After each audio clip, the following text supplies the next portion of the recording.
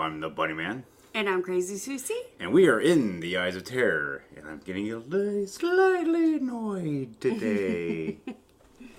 We haven't recorded in quite a while.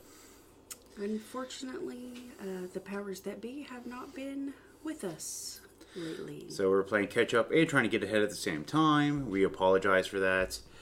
But it seems like nobody wants us to record. But we're going to go and we're going to carry on, my wayward son. The baby Luna is cooperating and being a good girl. And it's raining outside.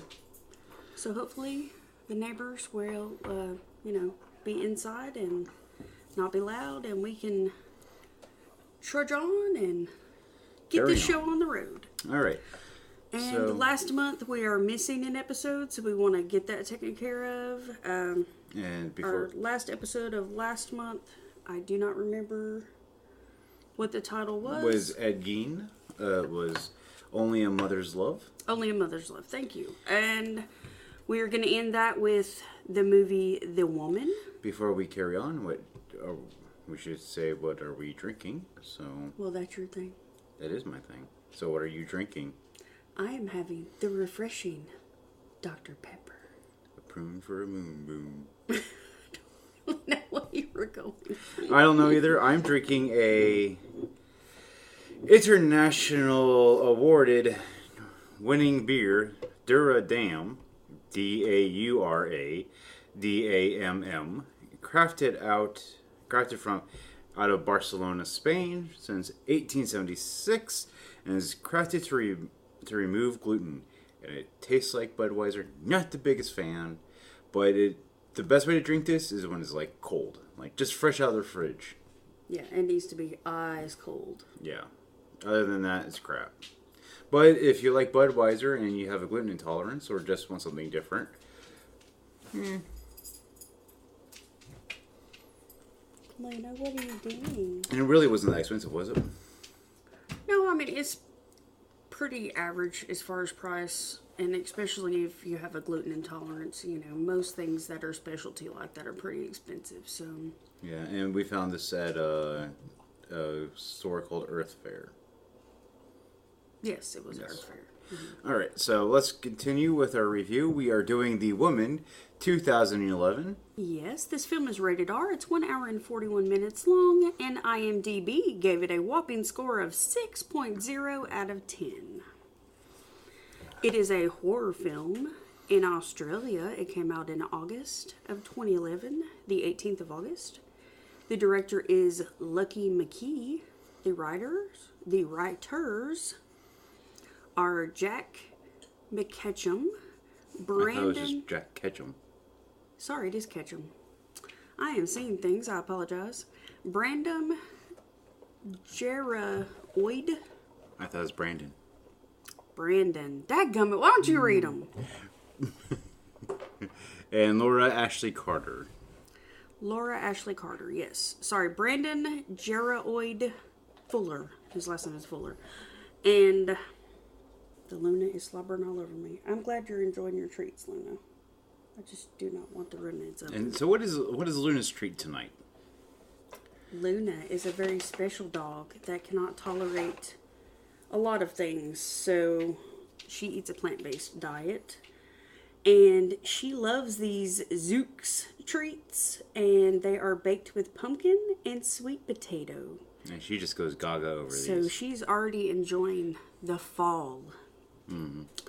And she would sit and eat this whole bag if we let her. And during this recording session, since we're recording multiple films, she may very well eat the entire bag. And the cast is Dolly Ann McIntosh. That's the character that plays the woman. Brandon Gerald Fuller plays Baby. Lauren Ashley Carter plays Peggy Cleek. Chris, I don't know if I could say the last name, plays Roger. Sean Bridges plays Chris Cleek. Angela Bettis plays Betty Cleek. I thought it was Belle. Belle, yeah, I apologize. Belle Cleek. Marcia Bennett plays Deanna. Skyla Malushian plays Darlin Cleek.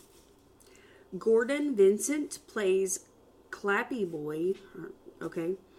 Zach Rand plays Brian Cleek. Shelby Maloch plays Jenny. I thought I said Shelby Mailbox there for a second. Because the way you have it written. I write things a little too close sometimes. Carl Lee Baker plays Miss Genevieve. Raton. It's French, I guess. So, Amanda Darcian plays Jackie, and all the rest are on IMDb. You know, we don't want to spend the entire day spouting off names, so we're just going to let you view them all on the website if you prefer. And the storyline is, when a successful country lawyer captures and attempts to civilize the last remaining member of a violent clan that has roamed the northeast coast for decades, he puts the lives of his family in jeopardy. Okay, so we found this movie on Screambox, which is an app that you can purchase within Amazon Prime. It's another movie like Shudder or any of those other ones. It is independent, but you can also get it through Amazon. Yeah, I think that we need to say a few warnings, I guess, on this one. I did look up several things online about this movie, and this one has a lot of like political or ideology. A lot of people come out about this. It's not well liked within certain spheres and stuff like that. We don't care about that type of thing. We're just reviewing the movie as the movie, not through any sort of lens or anything like that. Right. I will say that the movie is very erotic. It does have a lot of sexuality in it. It does show nudity, and it does have a sex scene in it. It is very violent. There are scenes where the father is violent towards women and children, so it is not recommended for teens or young children. You know, I would definitely recommend that if a parent is very big into horror, that they view it first before they decide to allow their children or teens to view it, because you as a parent need to make that choice for your own children. You know, just as we've stated previously, you know, that's something you need to decide for your own family if you prefer them to view those type of films. We ourselves, we just view and, you know, give our opinion about these films just based on the fact that they are horror films in general.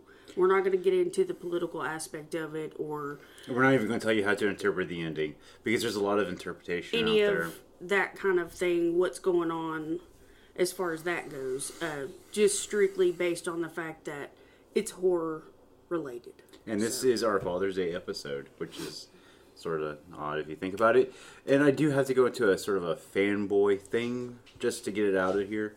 I'm a huge fan of Lucky McKee. I loved pretty much everything he's ever come out with, from Roman to May and other movies that he's done. He is one of the very few cerebral horror, I think. Mm-hmm. A lot of his stuff, it's a mounting tension, and then there's sort of a big release at the end of it. And I can tell. Well, I mean, he puts a really good, interesting spin on all of his films. I mean, he does. Yes, but he shoots it from a personal perspective, usually either from the scope of a person and his, like how a normal person would react to the world. It's never it's usually first person outside of the body.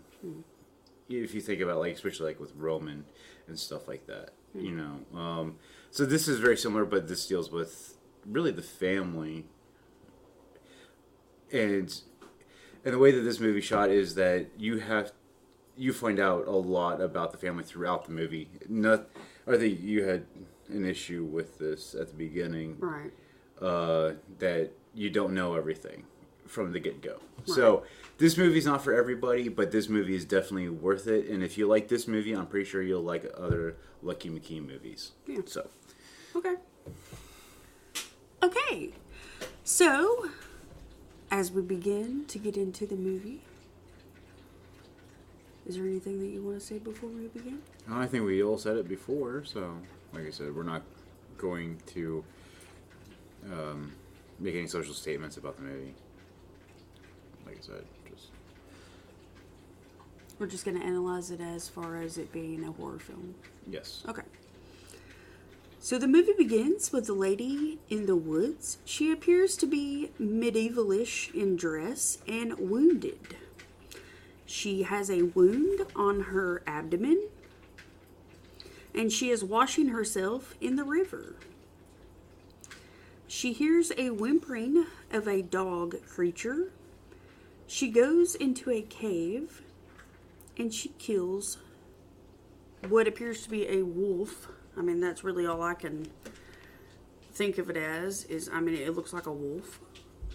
The creature was crying, and she dreams of herself running through the forest, and her injury, and she goes into a cave where the wolf is. And there's a child. Right. The wolf is circling a baby who is there in the cave. And from the noise, you think she's actually killing the wolf.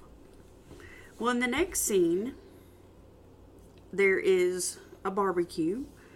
And there is a, quote, normal family. This is like a suburban neighborhood. The daughter, Peggy, she sits by the pool. Why did you air quote Peggy? I don't know. That's what they call her, Peggy. She's sitting by the pool. And the daughter, Darlin, that's what they call her, she goes and she's trying to kiss a neighborhood boy. Yeah, I mean, she's just doing normal, small... how old do you think she is? Like 6? 5, 6? No, she's around 7 or 8. 7 or 8. Mm-hmm. So, I mean, this is normal behavior. Like, that type of kissy behavior after, neighborhood at a young age is that's sort of normal. Right. And the son, Brian, the husband, Chris, he acts like he is the perfect dad and businessman. But you find out he is far from any of those things. Well, I mean, at the beginning, he's some lawyer, realtor lawyer type thing. And, he's a lawyer. And, everybody sort of perceives him as this perfect husband, and he has a dutiful wife. Mm-hmm. Let's just put it that way. He says, go give me this, she go get some of that. Right, the wife just pretty much does whatever he says with very little questioning and, just obeys everything he says. So the next morning, Chris and his dad leaves before daybreak. We did miss on the Brian thing. Brian, the son, was watching a girl get beat up during, the thing because he was practicing on his hoop skills. Yeah, he was practicing his free throw. Yeah. And his dad specifically questions him about how many he missed and how many he actually landed. And the father is just very particular about, if you go forth with a goal, then you need to accomplish that goal. If you don't, then you're not good enough. Well, you have to accomplish it perfectly. Mm-hmm. There is you cannot miss at all. You have to perfectly, land. Yeah, there's no room for error. Yeah. So the father, when they got in the car, he was very much kind of getting on to the son or whatever, and they were waiting for the daughter and the mother, the older daughter, Peg, to come to the car. And Peg is being all loafed, there is something going on with a boy in the pool. She refused to get into the pool. She's wearing a really baggy clothing and reading a book. Mm-hmm. So that's Peg sort of like... Yeah, she's being very... standoffish. Yeah. She's staying to herself. She doesn't want to interact with other people at the party. She doesn't want to swim. And she used to be very sociable and have a lot of friends. And well, I mean, that's stuff that we find out later on. But the first scene, you see that this family is... They're doing quite well. They look like they have a larger Land Rover or Suburban. I'm saying more of it's a Land Rover. Mm-hmm. It's the top of the line, like, Land Rover. And he's dressed... They're all really dressed really well, and... You know, the lady that they're at the house with looks like she's relatively wealthy. She has a large house. Mm-hmm. So. And she asks for Chris, the father's, help with some, what would you say, legal matters. So he tells her, you know, just come by my office next week and I'll help you. Well, I think she's wanting to leave the house. Like, she wants to sell the house, but she's trying to... I think she's wanting to get a divorce. Yeah, something is... Selling the property in the house would be involved in that. Mm-hmm. And he is a lawyer, and he deals with properties and all that kind of stuff. Yeah. So he says that he will give her a good deal or whatever, but I have a feeling that because he's so trusted in the community, he makes people think that he gives them a good deal, but really, he usually is typically the person that comes out on top as far as his dealings go. Okay, so where we were, the next morning, Chris, the father, leaves before daybreak to go hunting. He asks his wife if she's going to go out and feed the dogs. She says, no, I'll get Brian to when he gets up. As she is hand rolling his cigarettes, and see, she even goes so far as to, she doesn't have a machine or anything. She is physically hand rolling. And it's not like they don't have the money to go out and buy cigarettes for him. It almost seems like he's making her physically go through the act of hand rolling his cigarettes just to make her... It's a domination technique. It's just, it has nothing to do with we have the money. It's everything to do with I will lord over you. Right. Just so he has power over her. Well, you know, like, instead of him getting his own beer at the party, he sent her to give it.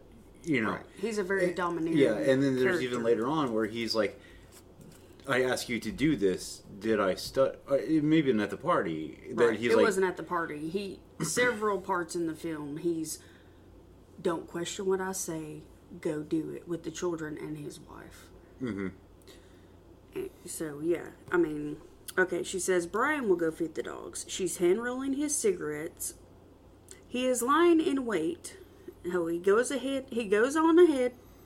He gathers, everything he needs to go on his hunting trip. He gets on his ATV, and he goes on off in the woods.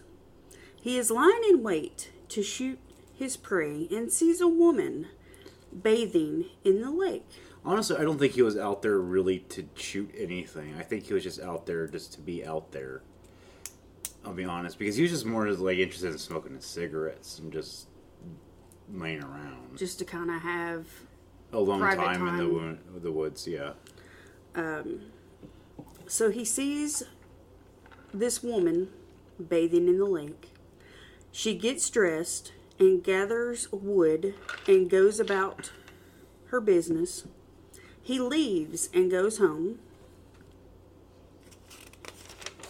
He gathers his family and has them all to follow him into their root cellar. And he tells them he wants them to move everything out. He says, you know, this is all a bunch of junk. We don't need it anymore.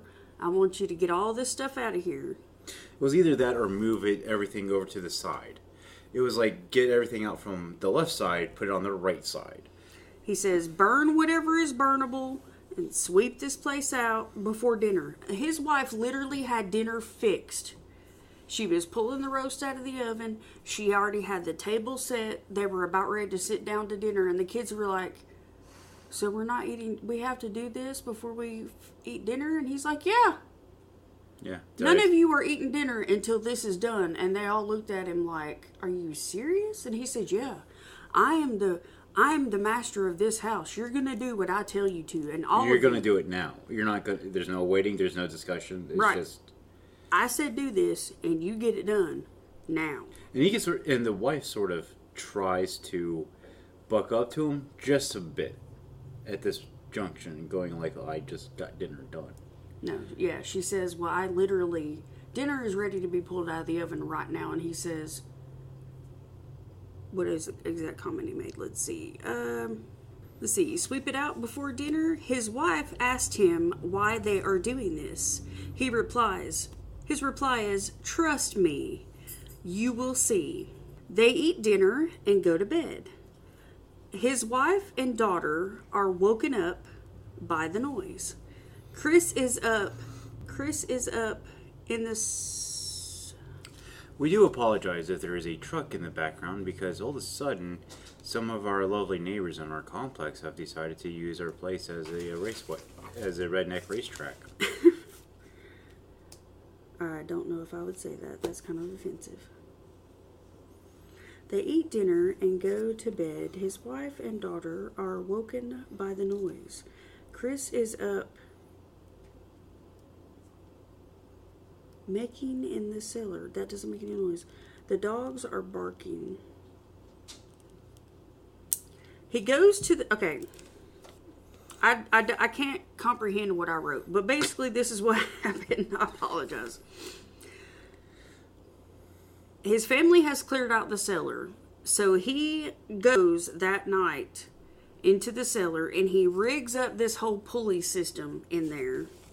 So this is what he's doing in the middle of the night. And he's making all this racket and the dogs are going nuts.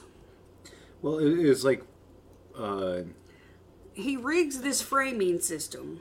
That you would use in a boat. It was like a... Right. And he rigs pulleys on it to where when he captures the woman, he can shackle her to these pulleys to where he can make her arms... spread apart. He basically... He can give her slack if he wants her to have use of her arms, or he can tighten it up if he wants her to not be able to really have free use of her arms. Yeah. To basically let her know, hey, I can control this situation, or not. And this pulley system is hardcore. Like, there's just... Right. It's got a crank attached to it to where... 2 cranks. Mm. Each arm is independently done... or the arms and legs are independently done with cranks. And so he is up that night, and the dogs barking wake his wife and daughter. So he goes the next day into the woods, and he captures his mysterious lady. Peg is in class and was not feeling well and had to be excused. Her teacher has begun to notice changes in her. And Brian is jealous of a girl named Cindy. She is better at basketball than he is. So he waits until he is the only one in class. Which I think that was the girl that was getting beat up at the beginning. Yeah, it is. But he was watching over the people the boys that were beating her up to prove that I'm the man. You will obey me. Well, he was there, and he could have said something. No, I think he actually sent them on her. Because I'm thinking she won some sort of, like, like a game or something. Where he was supposed to win the game. But that's speculation. Well, it doesn't. Yeah, it doesn't show that, but anyway. Brian is jealous of a girl named Cindy. She is better at basketball than him. So he waits until he is the only one in class, and he puts gum in her brush. Chris ties up his mountain lady in the cellar. Okay, this sort of bothers me. What teacher would leave a child in the classroom by himself? He snuck back in there. I thought he was like, I don't feel like going out. And then the teacher's like, okay, whatever. Maybe I was wrong. Okay. And while he is getting a good look at her, she bites off his finger. Yeah, don't stick your finger in wild people's mouths. Just generally don't. No, he didn't stick his finger in her mouth. She very contemptively bit it off and then proceeded to eat it. No, he did stick his finger in her mouth. No. Or near the mouth. Near it, yes, but not in it. Yeah, okay, just generally keep your hands and feet inside of the moving vehicle at all times. Don't put them near wild people. So this angered him, and he punches her in the face many times. Yeah, and she just sort of like shrugged it off like, that's it. She pretty much just laughed at him. He has her rigged up on a pulley system. He talks to her about being nice so he can have the kids around her. I mean, he acts like this is going to be his second wife or something. So, my mountain lady, you just need to be civilized so I can have the little kitties around you. Well, this isn't the way he talks, but, The whole point... I apologize, guys. Whenever I get all worked up, my country really comes the whole point of it, this whole sort of like experiment that he's doing with her, is to civilize her. Like, he finds it like, I can civilize her. So that's sort of like his whole sort of goal. That's his excuse. That is his excuse. To tie her up and be a brute to her. Well, there's definitely more of an other reason. There's definitely an underlining layer of, a reasoning there. He's getting his rocks off. Let's just put it that way. So, he decides he will break her. He gets a gun. He puts headphones on, the soundproof headphones on. And he shoots the gun right next to her head. And he deafens her. Well, this is actually really accurate. If you've never been near a gun and never had one like shoot close to your head or even generally close to you. Well, and it's a confined space too. It's a root cellar. Yeah, but so the noise would just like reverberate. Yeah, but it's a pretty. What they did was a pretty good example of what happens when a gun goes off near you if you don't have the proper protection. It would almost rupture your eardrums. Yeah, even if you're out on the range or outside, if you and your buddies are shooting a bunch of guns, you have to have protection on because it's still booming. Well, it's piercing noises. Yeah. Plus, if you're, like I said, in a root cellar, it's underground. That noise is going to reverberate off the walls. Oh yeah, it's dense. There's nothing to absorb that noise. Yeah, and he did it like right up on her ear. The only way he could have had that gun any closer to her face was if he was pointing it at her face. Yeah. He literally put that gun right... That gun was so close to her face, other than touching her face, that's how close it was. Like, it was right... Yeah. It was so close that there was probably backsplash of the gunpowder on her face. She probably felt the heat from the gun beside her face. I guarantee she did. Okay. He tells her, be nice. And then he says, oh, now I feel better about losing my finger. He takes everyone to the cellar. Chris says, we are all going to train her like she's a puppy and she peed on the carpet. Now you got to hit her nose with the newspaper. Bad dog. Yeah, he looks at her as like breaking a wild stallion. Mm-hmm. Free her from her baser instincts. This woman has been running around the woods like a wild animal. He tells his family they will share the responsibility in taking care of her. The wife made her oatmeal, but she refused to eat it. They took the oatmeal, they sat it on the floor, they used a broom to push it in front of her, she leaned down and sniffed it, and she kicked it away. And it broke the bowl, because it was a porcelain bowl. And he said, well, I guess from now on we just need to use Rubbermaid. The lesson learned. But they just left it in the floor. Nobody cleaned it up. He said she'll eat it eventually. So they just leave porridge in the floor and a broken, But I mean, in my opinion, she has every right to sort of be suspicious of everything. I mean, the only They kidnapped her. Yeah, they kidnapped her, strung her up. He beat the crap out of her, shot a gun in her ear, and then is giving her food that she's never had in her entire life. Right. If she did, it would have been like when she was a child. Like, I don't, but... And it may not have been oatmeal. It may have been grits or... I'm pretty sure it was oatmeal. Cream of wheat. I mean, it may have been a different type of porridge. Yeah, well, we all know that you don't eat cream or wheat. I don't like it, but it's a textural thing. Well, I grew up with cream of wheat and grits. I don't like grits. I like cream of wheat and oatmeal. But I'm just saying... So, but it depends on, everybody grows up with a different type of porridge. But my point is the porridge, the brand name doesn't matter. My thing is here's something that you don't know if it's poisoned. You don't have any knowledge of that. Right. From her perspective. Yeah. So she refuses to eat it. She flings it across the room.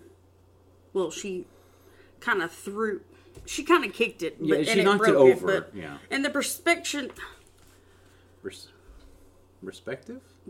of that, it makes it seem like she did throw it across the room, but later on it seems like it's still right there in front of her, which is kind of weird. But anyway. So he tells them this is a secret and they are not to tell anyone about her. And they will work out the job duties later. And he and their mother will do the complicated chores. Then they went to eat dinner. Later, Darling came out with her radio and sat on the door of the cellar and played her radio for her. Because she was actually trying to soothe her. She's like, when I feel down, this is what Right. She's a really sweet little girl.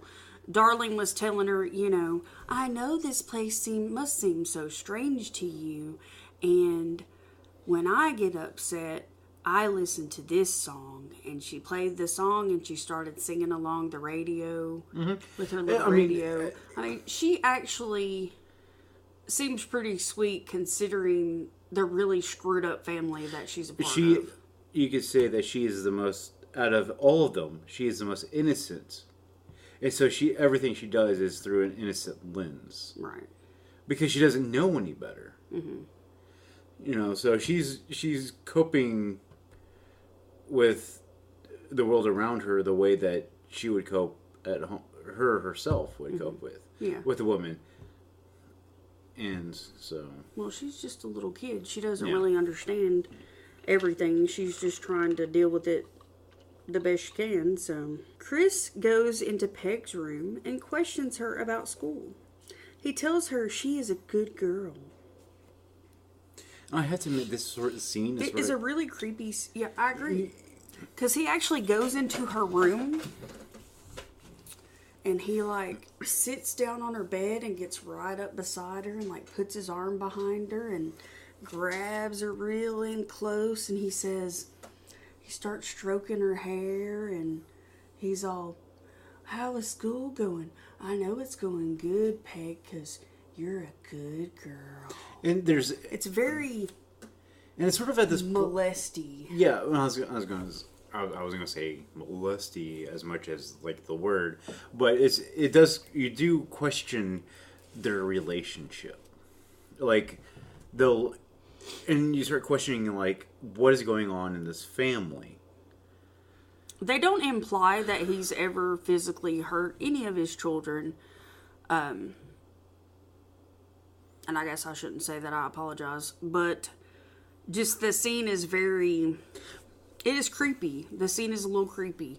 Well, but we're juxtaposing that with, we're seeing what he's capable of doing. The character he plays is very violent towards women and controlling. So I'm not really sure. Well, what I'm saying is we're like the juxtaposition of like he can be extremely violent and manipulative, and and he's very controlling. Yeah.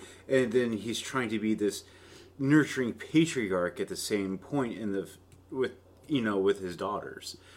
But this whole scene, even from the way it was shot, was just it gave off a creepy vibe. Yeah. Well, as he's having this conversation with his daughter, you see the door is open, and his wife comes into view in the doorway. But she doesn't stand in the doorway to where you can see her. You just barely see her, so you know that she's kind of crept into the hallway. And I think it's more of the feeling of it that I feel like that they're trying to portray, at least in this scene, because I think there's a lot of reveal in this scene. Yeah. Is that she knows what's going on in the house. She's just unwilling to do anything. She's powerless because if she tried to do anything, he would beat her down. Well, not even that, but she is just so broken that she can't. In her mind, mentally, she's like, "There's no point in me doing anything." Mm-hmm. So she sneaks up to try to listen in on the conversation. And later that night, his wife questions if they really should be doing this with the woman in the cellar. And he just smacks her and says, "Let's go to bed, babe." And she gets into bed. Yeah, she's just like, whatever. So he goes to work the next day. Everybody goes and does what they normally do the next day. The kids go to school and everything. And Peg's teacher notices that she's changed. She's acting differently. Dressing differently. The mother goes to the grocery store. Brian stays in the classroom during recess. And the lady from the woods fought all day to free herself from her restraints. She managed to get so hungry that she actually ate some of the old oatmeal that was mixed with broken pieces of the bowl. And the mother makes cookies in the shape of little men. I've always found that very weird, just generally, like gingerbread men and, human-esque shaped cookies. And of course, each kid sort of has their own different way of eating said cookies, where, like Darlin, she wants to eat it from the top down, where Brian does this sort of like karate chop and cuts him in half, but only eats the bottom half. And Darlene was like, "No, that's not how you do it. You gotta eat the head first." Yeah. It's like, okay. So Brian comes home from school, and he tries to get a look through the cellar door. He realizes that he can't look inside without there being a hole. So he goes to looking in the barn and finds an old drill. So he drills out a hole. He takes his gum and a leaf and covers it up. His mother yells at him and asks him what he's doing, and he runs back to the house. Peg's teacher confronts her about laying out of gym, being sick all of the time. She knows she is pregnant. Peg tells her she needs to mind her own business. Mom and Dad work on cleaning up the beast lady. Mom boils buckets and buckets of water on the stove. And this is another very sexual scene with the dad. And you could tell that he is more interested in the sexual aspect of this than, let's say, the actual, bathing. And the wife the mother's picking up on this now. Yeah. She's like, "Oh, I see how this is going." Mm-hmm. So the mom and dad go out to the cellar. They get their son to clean up the waste that the lady had produced on the floor. And they go out and they try to clean her up as best they can. And the father, unfortunately, really concentrates on the breast area of the woman, and the mother gets pretty aggravated by that. And the dad says, well, this isn't anything inappropriate. I'm just trying to get her clean. Can you not see that? As he's slopping like one area of her entire body. Right. Of all the areas he could have done, I mean, she's covered in filth. So Mom boils buckets of water on the stove, and Dad gets to scrubbing. He tells his wife, don't look at me like you are jealous. This has to be done. She picks a 2x4 board like she might hit him over the head. And the lady who is captured is pleading with her eyes to please help, as her husband is aggressively scrubbing at her breasts.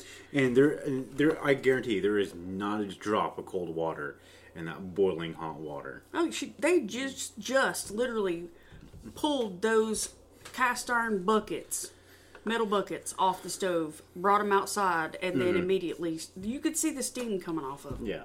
Immediately started putting them on her body. But no, she points out the fact that the restraint pulley system is coming loose from the wall. He decides they can't clean her well enough inside, so they would clean her outside with a pressure washer. Oh my goodness. So they decide to get the assistance of Peggy. Well, he was trying the pressure washer out on a board with some chipping paint on it, and it's just taking it right off, like you expect with a pressure washer. So you know the power of this pressure washer. Peggy begs her dad to not even do this to begin with, and her dad's just like, shut up, Peggy, I know what I'm doing. They get Peggy to come out there to hold up a sheet, so to try to give this lady some sense of modesty, because they have her outside in her birthday suit. But now she's around the kids, so nobody can see her. So Peggy's standing there in front of this woman in her birthday suit, and he turns on the machine. She looks at Peg before they can start, and she says, "Baby," under her breath. because the wind just whipped back enough to show Peg's bump. Yeah, I mean, she's wearing baggy clothes and everything, but a lot of people don't realize either that when you're pregnant, your body produces certain pheromones, and some people are more attuned to picking up on that. But, I mean, it did show a small bit, like, she was starting to show. That's and the wind just pushed enough where you could see that she was starting to show. Right. That's, I'm not saying the pheromones and all that, but I'm just saying. Right. The visual cue. Mm-hmm. And so the dad turns on the pressure washer and starts spraying her down with it, and Peg is screaming for him to stop. Well, and the lady is screaming, the woman is screaming too. Yes, the woman starts screaming in some language that they really don't know what she's saying, but she's saying, what is it that she says? Thank you. She speaks Gaelic, so it translates into thank you. Like after no, she's saying please, please, please first when he's doing it, he's wanting him to stop. She's saying please, please. She's just screaming please, please. Mm-hmm.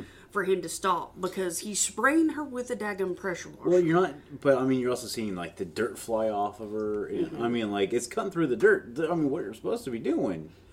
But yeah, I mean, it's not, it's not going to be pleasant.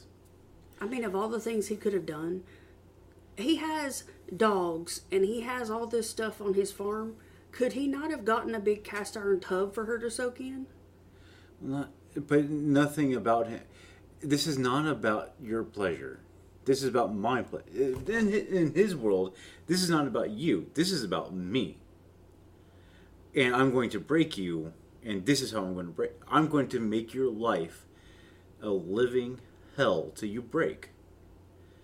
I'm going to beat you to submission. That's his whole sort of like plan. And then that's the whole thing with the pressure washer.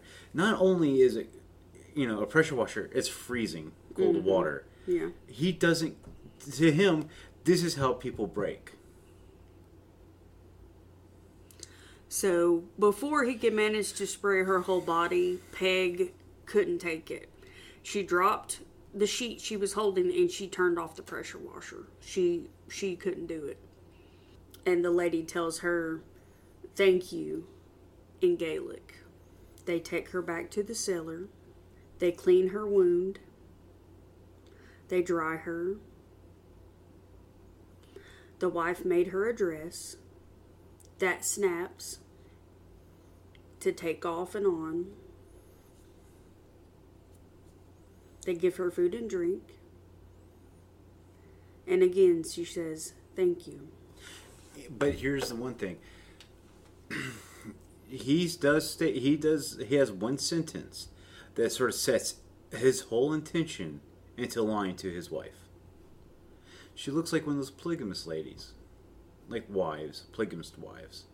From like the Mormon church. Mm-hmm. Because it was that blue and like navy. Mm-hmm.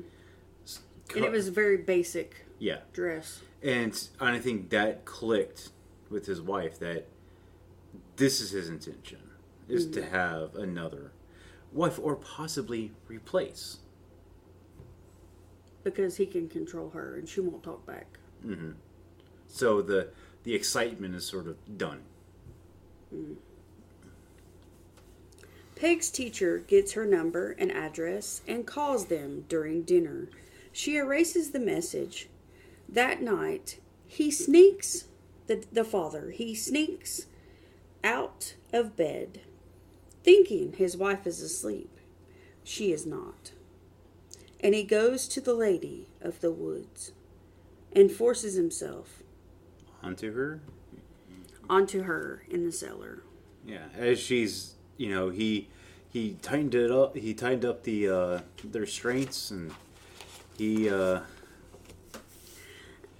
his son gets out of bed and follows him out to the cellar and watches him through the peephole and sees what his father is doing. Now, this is another one of those like shots in the film that is extremely uncomfortable, because usually in a lot of type of like movies where this is going on, it's sort of like a quick, you got the gist type thing. No, that was not. This was, you were forced to watch. What really bothered me about this scene, it's like, because he feels like he gave her the same meal that his family ate. He brought it to her on a nice plate. He fed her. He brought a candle in there and lit it when he had his way with her. So it's okay. He made it special. Yeah. Everything was sort of romanticizing the most basic of purposes. Turned off the light and had a lit candle. Woo! Yeah. Because he looked at it as, I'm going to break you. Yeah, that's his mentality. Like, he treated some of his dogs better than he treated her. Well, we will see more about that later on through the movie. But yeah, he doesn't care about anybody else but him.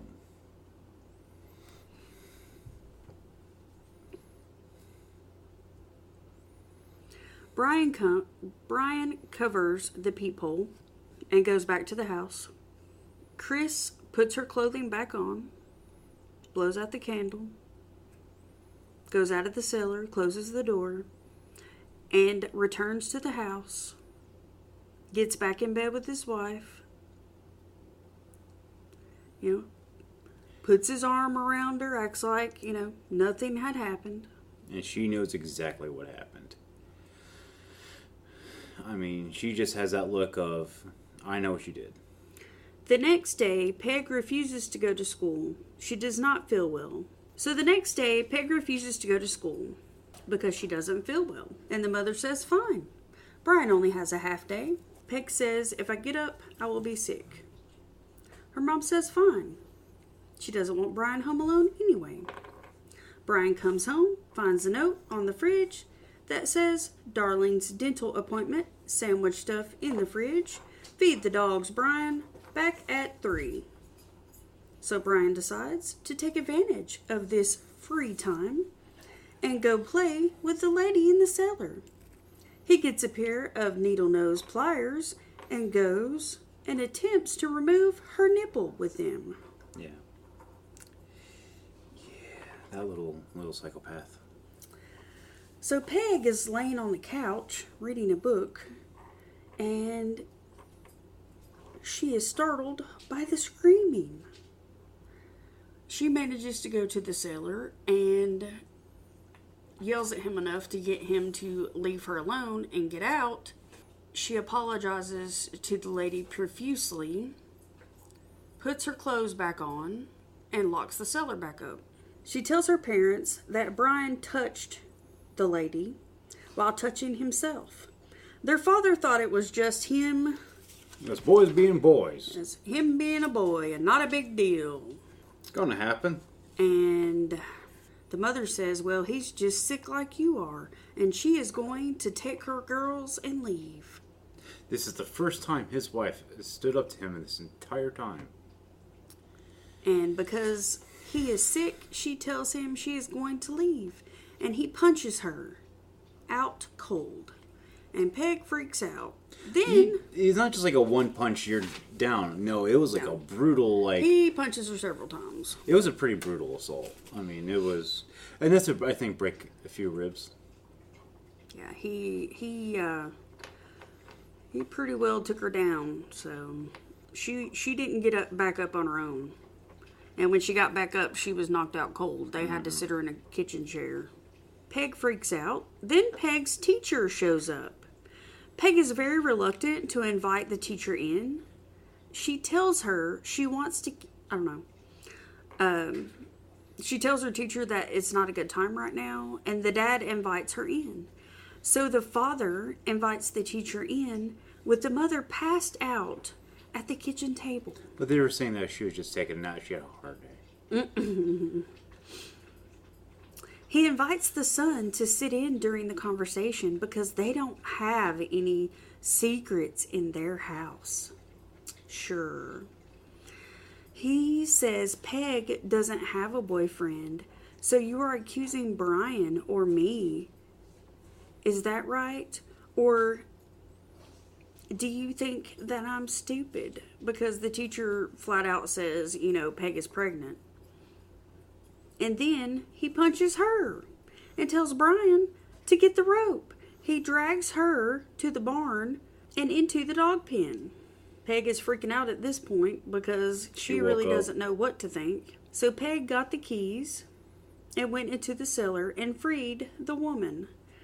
The mother told Darlene to go to her room and lock the door.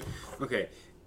During this, the father keeps repeating this one word when he's fighting with his wife. It's not really fighting. Him screaming at her, and his enothemioma. He keeps saying that word over and over again. So that's an interesting thing, and we'll see why it's interesting in a bit.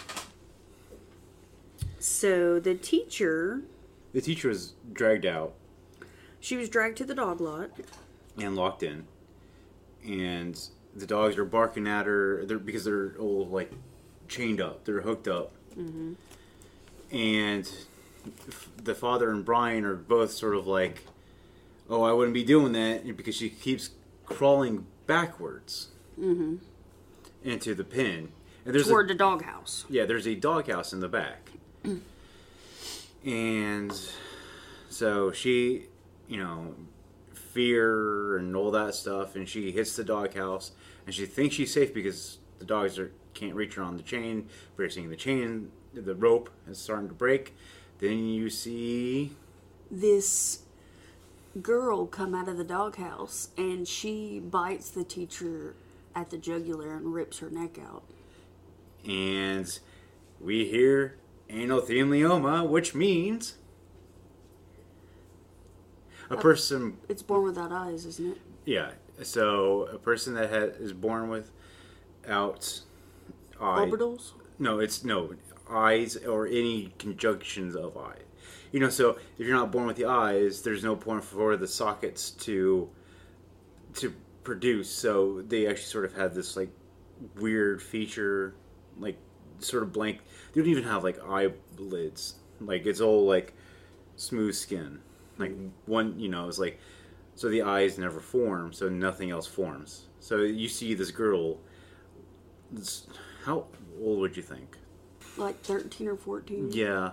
13 or 14 that was born with this deformity, acting like a dog. Yep. Like she's on all fours. She looked like she was raised by wolves. I mean, she barked like a dog, had mannerisms of a dog, ate like a dog.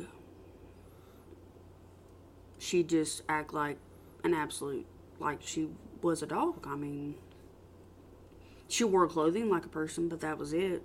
She had a dress on, and I think that's more of a they had to type thing. Like they had to put clothes on her. If he had his way, I don't think he would have, because it doesn't make sense to have a dress on a person like that. Somebody like that, but because of the age, or the age interpreted, you would have to clothe some. You can't show. Yeah. Like that young on the screen. So the teacher is dead. Yeah, that I give it a 4 because it was just really, really brutal, and you did not see that coming at all. That just came out of nowhere. She was in the back of the doghouse, and you didn't see it. I mean, it just... No, you didn't even know that she existed. No. So the woman was loose, and she met Mother at the cellar door. She rips her throat out and threw her. There goes Mom. Mm-hmm. What do you give that? I sort of give it a... Maybe a 2. It wasn't... I give it a 3. It was pretty lackluster. She's loosening up. It was lackluster, but I think it was more symbolic than anything else. Yeah, she was just loosening up. No. But it was more of a symbolic... That one was more of a symbolic kill. Yeah, she had her opportunity to free them both, and she didn't take it. So that's why I gave it a 3, because it was more of a symbolic. It wasn't as brutal as it could have been. Mm-hmm. So. Yeah.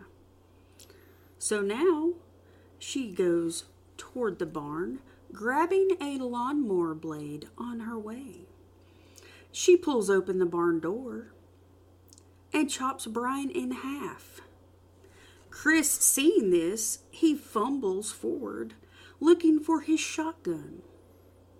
She rips his gun out of his hand and rips her hand into his chest, pulling his heart out. She shows it to him like, "Hey, look what I found. Are you missing something?" Doesn't that look nice? Does this look like you need this? She shows it to him before taking a bite out of it. So I give this kill a 5 out of 5. He falls to his knees, and the dog girl comes up to her.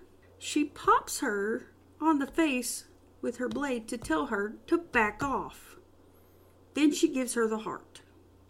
Well, did she try to charge at somebody, and then that's what... That's what she did to her. Yeah. She came up to her very aggressive like, so she just took the side of the blade and she kind of popped her like that to say, chill. Yeah. I mean, she didn't hurt her. No. It's the side of the blade to where... it's like taking a newspaper to a dog. It just would have popped her like she was... She went, yep. Just to say, chill. Mm-hmm. She popped her with it just to say, back off. And they walk on, with the dog girl following. With the heart just dangling out of her mouth. Mm-hmm. At the house, Darling comes out with a large bottle of water and gives it to the lady. She guzzles it down. You know, because killing is hard work. Darling smiles. At her smile, she puts her bloody finger in the child's mouth and she says, I don't know. It was like, I don't remember what she... and then, but the expression on Darling's face was sort of like,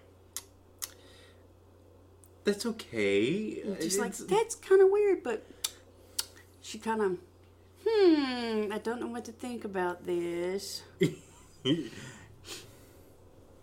And the lady reaches down and touches Peg's stomach, and she says, Dona Liba Menter. For the baby mother is what it translates to. And they all walked together toward the woods. Yep. And that's how it ends. So I give this this movie a 4 out of 5. I mean a 4.5. Oh, you didn't rate Brian's death. I did. No, you rated the dad's a 5 out of 5. No, I rated Brian's death as a 4 out of 5. Okay. Because she just like whacked him right in half. Yeah. Well, no, his neck came off like a Ginsu knife. That mower blade was... It shouldn't have been off the mower. It was sharp. Or maybe he just got... Maybe he just got... I think that's what... It was like Ginsu. Because he just seems like that type of guy. You know, like everything had to be perfect. Nothing could be anything... Nothing could be out of sorts. Out of whack at all. It was like a Ginsu knife. That thing was sharp. So I give this movie a 4.5 out of 5. There was just a few discrepancies we had with it, but it was really Well, good. and we could talk about that. There's a lot of like little things you have to pick up on. That definitely a second viewing is needed for this. After you see it, a lot of times I don't say watch a movie again, but this one you definitely need to see again. Watch again because you pick up on just like little things. There's just a few finite details is all. Mm-hmm. But it's pretty near perfect. And like I said, I really like Lucky McKee's work, and this is really one of his better works. Less cerebral than, let's say Roman was. All right, so I guess we got some trivia here. So Chris Cleek repeatedly used the term anathemioma in references to one of his daughters. Unilaterally, anathemioma is a congenital absence of one eye, and bilateral anathemioma is the congenital absence of both eyes. Well, he's not going to scream out like bilateral blah blah blah. He was just going to say one thing, but he was yelling it at his wife to prove that this is your fault. It was just another thing for him to hold over her. It was, but I think that like he was blaming her for the genetic anomaly. Genetic anomaly that happens maybe like 0.001% of the time, like even of that. And then he was saying that you're not good, so I have to replace you type thing. Like I said, nothing in his world could be out of whack. Mm-hmm. Several aspects of the film were left on the cutting room floor, most notably an entire subplot concerning Peg's psychological state and her sexuality, including a sexual relationship between her and her teacher. And honestly, you pick that there's something odd going on. This is not a normal peer-teacher relationship that the teacher had. Normally, a teacher would not be so involved as to contact your parents and call them and go to your home and all of that. Well, and then the weird part was that she was talking to another teacher, right? And the teacher, like, they were having like just drinking and no kids were around type thing. Drinking. And they were talking about her. They were talking, but she was like, "Hey, what's up, lesbo?" Like, they're trying, not so subtly stating that she liked women. So that takes sort of that unhealthy, like she had a relationship with Peg, and you can see that. But all right, the book "The Woman" will be released to coincide with the film. The novel, written in conjunction with the movie, has many interesting extra facts about the story, about the characters. In the film, it's clear the woman can see that Peggy is pregnant and even says "bebe" in broken English. The book says she knew this from the beginning, and when addressing Peggy and her mother, asking her to help in Gaelic for the first time she saw them, the book confirms that she said, "Will you help me, mothers?" And the film is a sequel to The Offspring, 2009. We have never seen The Offspring, but we definitely will probably watch it at some point. Because we did not know that this was a sequel to a movie. Nowhere does it state that. So we definitely do recommend this film. It's a good one. So let's talk about some things you had some issues with the beginning of this film that some other people will have probably. So there's that whole baby scene with the wolf and the baby scene, and you thought that you had some sort of like problem with it, like sequential problem or something like that. Right. In the beginning, you see the scene with the baby and the wolf, and it was a little difficult for me to try and figure out what was going on with the timeline with that. Because it was done sort of like in a dream sequence, Right. and So it's a little complicated. I think we had like an hour discussion about it. We did have a very lengthy discussion, but not everybody really dissects movies like we do, so other people may not. But didn't I say is like to find out that there was a cannibalistic tribe that she was with, and she's like the lone survivor of this one tribe. Mm-hmm. And then the baby may have been left over, like the mother was either killed or abandoned. But there's never any mention of the baby, and there's never any baby, so maybe symbolically she is the baby. Yeah. So there's, you could take it both ways. That symbolically she, like right, maybe she is the baby. And you could sort of say like she was the one raised by wolves instead of a clan, but because it's because it's a sequel to The Offspring. The Offspring is about a clan of cannibals. Mm-hmm. So, taken outside of that, The Offspring does not exist, or you have not seen it. That could also have... Maybe that's how it's tied into it. I don't know. We'll have to watch The Offspring and let you guys know what we find out. So you never gave a rating. I always give ratings. I will concur with what you said, because I would have to say it. I don't think any movie is perfect, but it's pretty close to it. It's really good. I really did enjoy it. So, but like I said, there's definitely a lot of little things. And I'm going to say this: if this interests you into Lucky McKee's work, all of Lucky McKee's work has a lot of like little things that lead up to the big thing. And everything is sort of intentional. And I think you have a hard time with his stuff sometimes, because you have to catch up on, like, we had the whole, like, anothelioma thing. I was like, no, that has something to do with something. Mm-hmm. And you're trying to argue, no, it's nonsense. I'm like, no, it's... Yeah, his stuff is very much purposeful. It's all... Mm-hmm. It's put there for an exact reason, so... Yes. I think this is one movie that we've probably argued the most through.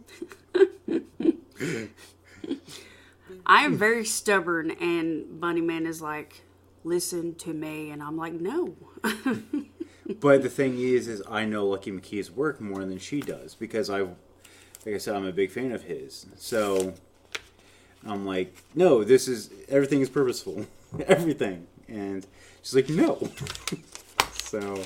Yeah, we had fun with it, though. So yeah, we got there in the end. That's all that matters. Yeah. It just took us a little bit longer. But we do highly recommend this movie. Yeah, it's very good. I would definitely recommend you guys to watch it. Although this is an odd Father's Day episode and very late. Happy Father's Day to all your fathers and stepfathers and grandfathers and fathers and fathers and fathers. Yes. Yeah. So we are firm believers in that. A father is someone that has a relationship with the child, not someone that necessarily helps to create one. So, Good day to all of the fathers out there. So, and for the rest of you, help your kids. One day is not. One day of recognition does not oversight every other day. Every day you have to raise your kid. So if you have them, every day is a responsibility that you have to have. So, and everybody has to work in tandem. So families have to work in tandem. Takes a village. Mm-hmm. So that's it for us. Or if you're watching The Woman, it just takes one crazy family with a psycho dad. The whole family is a whole bunch of psychotic. All the men in that family are a whole bunch of psychotics. This is one of the only films I would like to see sort of a weird prequel to. Like, I like to see how this, like what the grandfather was like. The guy's dad was like. This is a family. Or was it just him that just really went off the deep end with the whole... No, it wasn't the father. He had a strong woman in his life that made him that way. Okay. Grandmother, maybe. Yeah. Not a mother, grandmother. Yeah. Maybe his grandmother breastfed him or something. People are strange. Maybe she owned a restaurant. Where'd you get that from? I'm saying mine, yours. Very strong females. Okay. Huh? Okay. So, all right. Well, we hope you all are enjoying our podcasts, and we hope that you go to all the end crap. Okay, we do have a Patreon. Redbubble and all that jazz. We have a Patreon. We have a merch store on Redbubble. We have Loud Neighbors. We do have a YouTube, which we are planning on utilizing a little bit more of. A whole bunch of Halloween stuff is coming out. Yes, as it gets closer to the Halloween season, we're going to do videos about different Halloween things, because we actually keep our Halloween decorations out year-round. We got married on Halloween. Mine and our daughter's birthday is in October, and unfortunately for the bunny man, that means he has a lot of dates to remember in October. But I pretty much refused any other date, and we're very big into Halloween.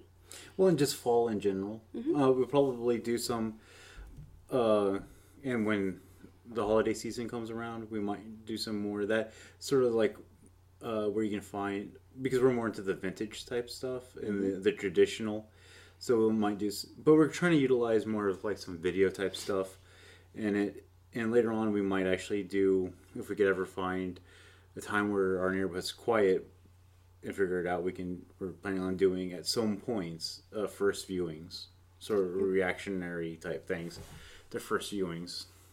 Yeah, but we plan on doing some more Halloween type videos. That way we can post more videos and you guys can get to know us a little bit better. Mm-hmm. I'm not sure if anybody's interested in that kind of stuff, but you can send us messages on Facebook or whatever and let us know. Or if you have any other ideas, you can let us know. We are on Twitter and Facebook and Instagram. And you can reach us all on there. All that's in the Eyes of Terror. If you want to support us, see the Patreon. I think that's pretty much it. We do have a Redbubble account with things on, and we're going to start adding some more Halloween things on there too. Because, like I said, we're into the Halloween. Well, and our schedules have been sort of, me starting the job that I started, I don't have as much free time anymore. So, but we'll be trying to do more of that as my schedule sort of calms out and I get used to working. So, again, anything else? No, I think that's all. All right. Well, we'll see you later. Scare you later. Bye.